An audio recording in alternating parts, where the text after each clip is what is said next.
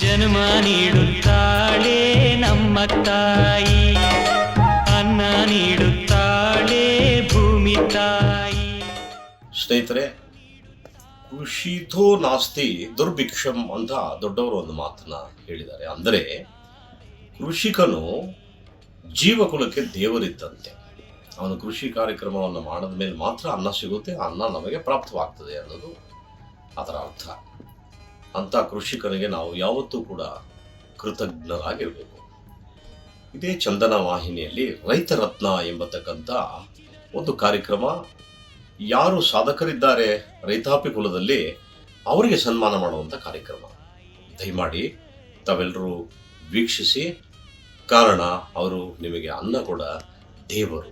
ನಿಮ್ಮ ದೂರದರ್ಶನ ಚಂದನ ವಾಹಿನಿಯಲ್ಲಿ ಪ್ರಸಾರವಾಗುತ್ತಿರುವ ರೈತರತ್ನ ಸರಣಿ ವೀಕ್ಷಿಸಿ, ಅನ್ನದಾತರಿಗೆ ಕೃತಜ್ಞತೆ ಸಲ್ಲಿಸಿ. ರೈತರತ್ನ, ಹೀರೋಸ್ ಆಫ್ ದ ನೇಷನ್.